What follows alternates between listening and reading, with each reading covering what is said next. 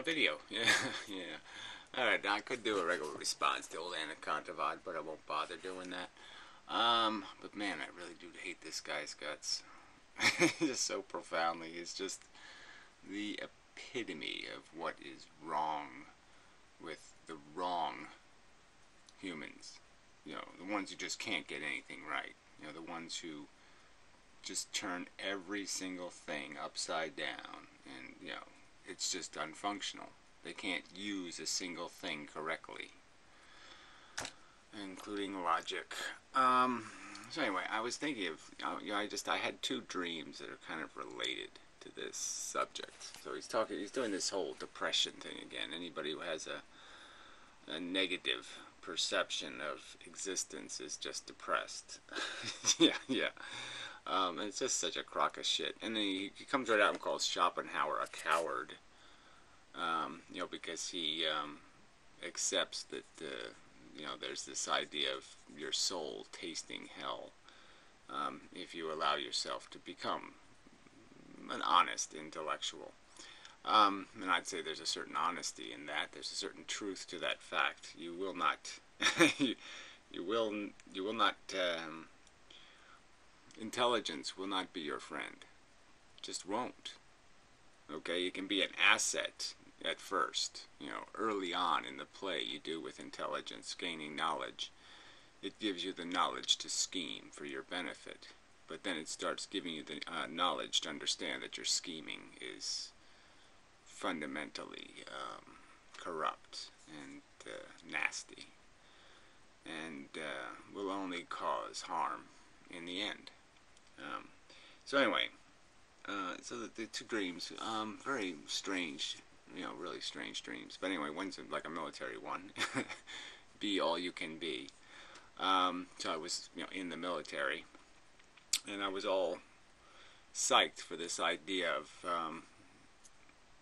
you know, just trying to maximize your performance. You know, do the Mr. Spock thing in some sort of realistic way, like you just calculate extensively, disciplined entirely. So it's sort of related to conversations this douchebag has been provoking in some stupid, silly, self-gratifying way.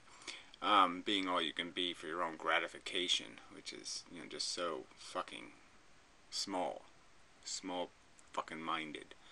So obviously I had it more in the sense of, you know, developing yourself into the super mega janitor, you know, the being ready, being prepared, being capable of handling any situation, you know, being, just maximizing your knowledge, using every moment of your existence to either physically tune yourself or intellectually tune yourself, filter, clean, maximize. And so it was sort of an interesting experience. Neither one of these dreams have conclusions, unfortunately. So, you know, that's just unfortunate. So and the other dream was, you know, it got dumped on me, you know. So I ended up with these two kids, two little girls, and they were hiding in my cabinet. And so I'm saying, you can't, you know, you don't have to hide. It's okay. It's safe here. Just whatever. Get out of the cabinets. It's silly. And so, basically, the story is it's a dysfunctional house. This might be related to math fails videos. I don't know. The guy actually, well, I don't even. It's sort of the movie, The Professional. The guy looked like the father of the girl who gets killed in The Professional. You know, just kind of a ratty guy. So he was the father anyway. He was drunk, so he didn't show up until later. And then I was like, you gotta stop being a drunk asshole. You got these two kids to take care of, you fucking douchebag. And so, but it was just, you know, it was just very strange in a dream. You know, my dreams just don't go into this.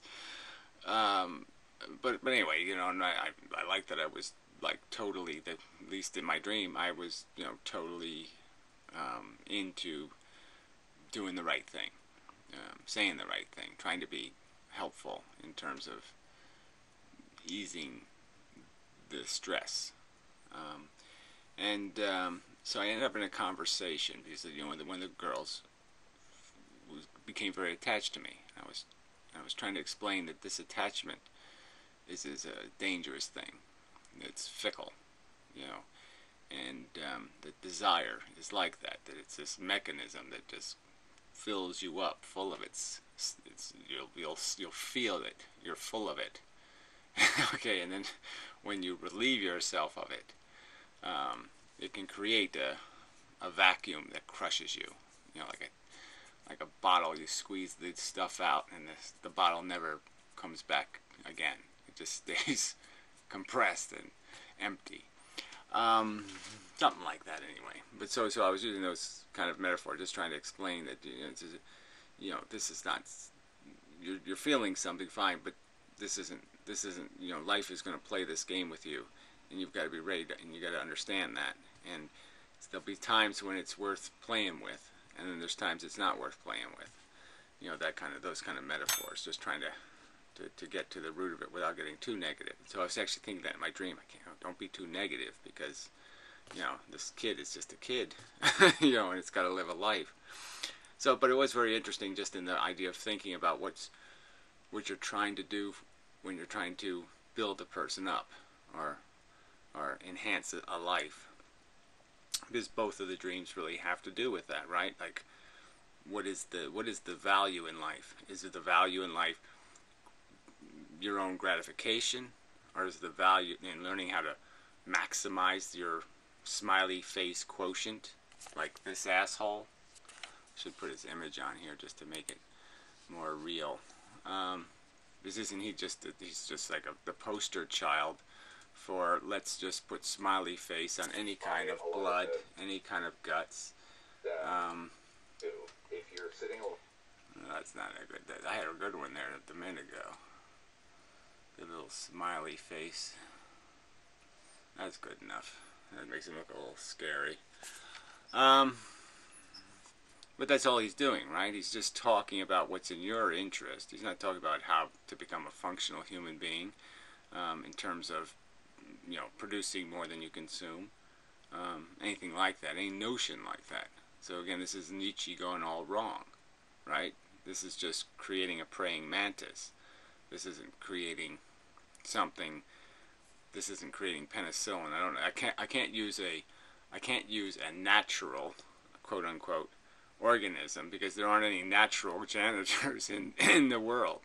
There aren't any natural givers, because the DNA molecule doesn't reward giving. It rewards takers. That's nature. The best taker wins. And we know that it just ends up being gang warfare. So when I say the best taker wins, of course I'm saying in the context of self-sacrificing ants who are programmed to give to the queen, the taker. It's her DNA that goes into the future, the monstrous taker. So that's what I just find so obnoxious about this bullshit conversation. He's saying it's courageous to run away from the obligation, the world of obligation, the world of broken, that is in need of repair, in need of service, in need of comfort, and to obsess yourself with your internal joy pillows, finding the buttons of fun, eat some cheese, and it's all okay. That's his philosophy. That's essentially his philosophy.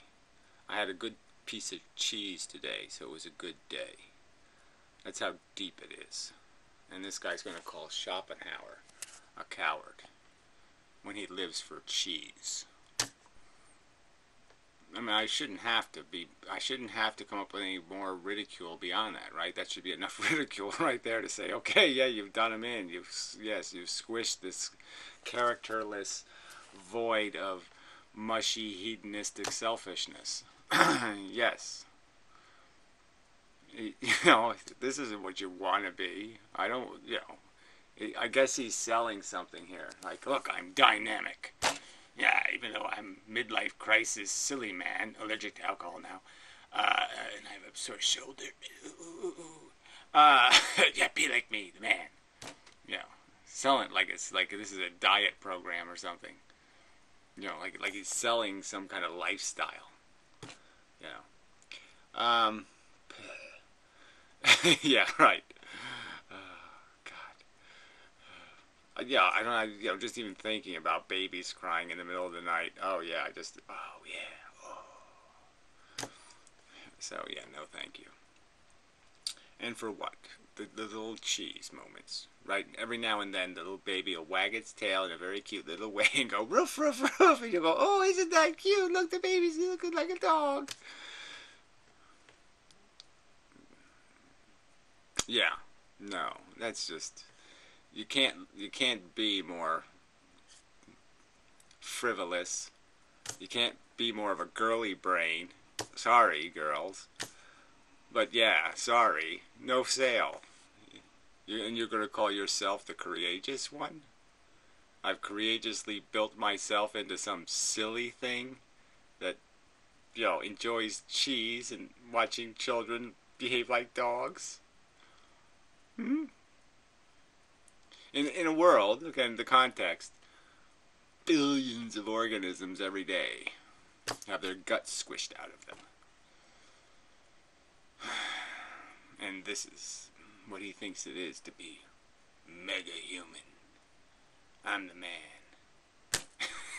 Yeah.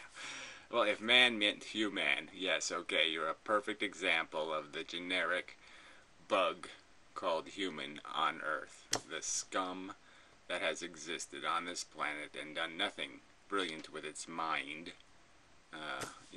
except create all kinds of toxins and drugs to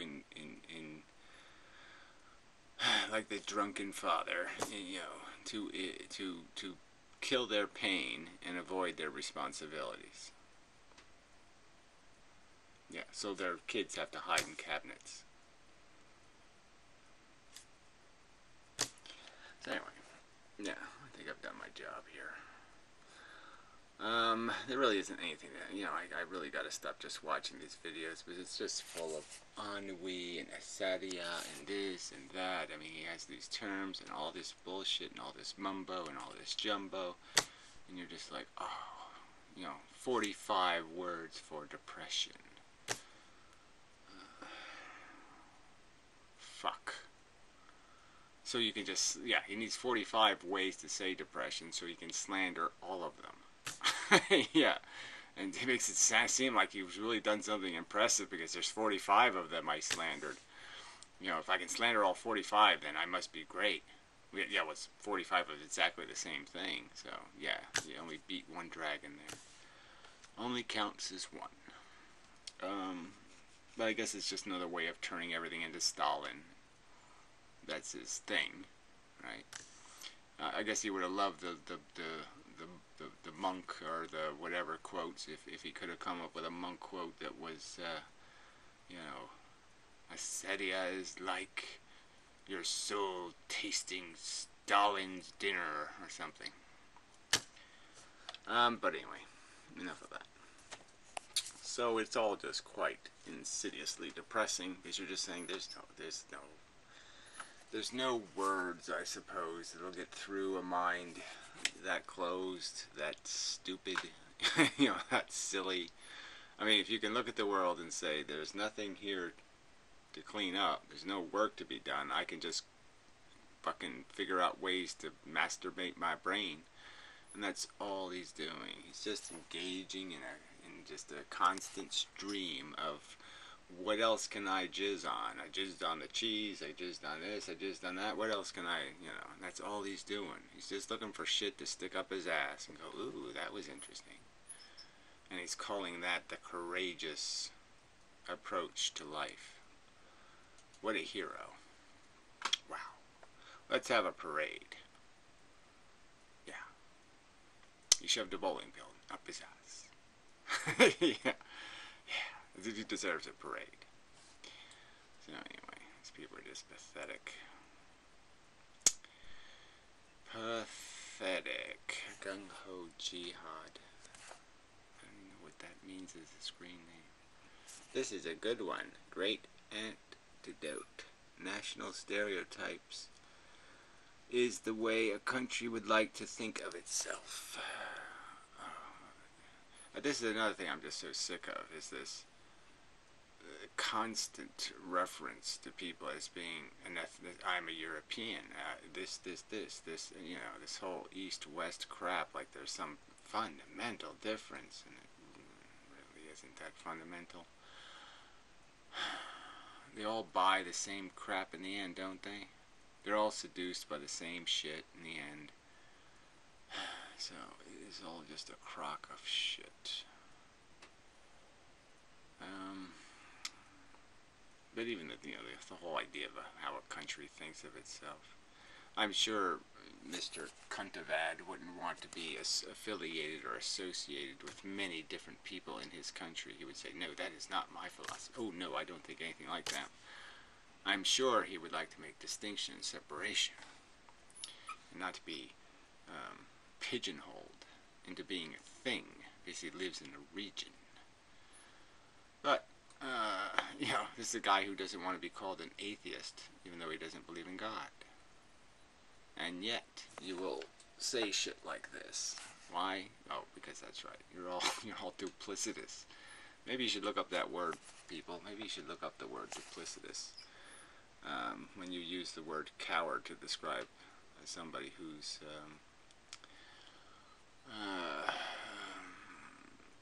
talking about the burdens of knowledge, and when you're just talking about the advantages of ignoring truths you don't like.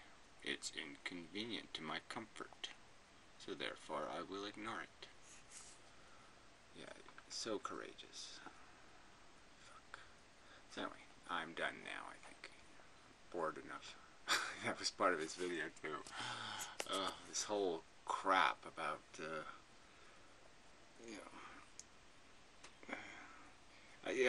there was a little bit out of my dream. It was just this idea that, to maximize your performance is almost sucks up all your energy to actually perform.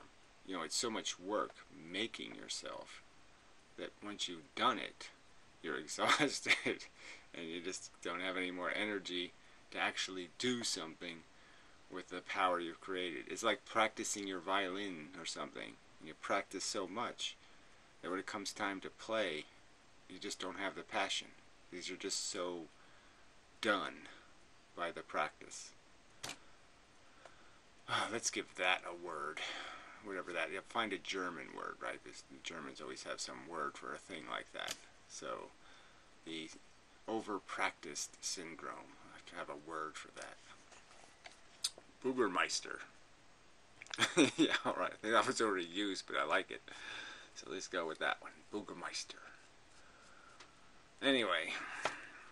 It probably means mother or something. I don't know. Anyway. Yeah, I think I'm done now. But yeah, what I'm really depressed about is that we just can't have a war. Because I don't want to live with these people. They're insidious monsters. So this guy is just an insidious, fucking goddamn disgusting monster. I will glibly tell you what fun it is to be an asshole, to shove shit up my ass. I mean, fuck. Let's see, I love it when he's explaining to his son how life is shoving shit up your ass. Yeah. Fuck. Anyway. I think I'm done. Yeah, there was a happy ending to the little kid story. So it actually did have an ending. Some chick showed up, and then she took him for a walk in the woods, and everything was okay, and then the father was straightened out, and then they were going to go back to live with him.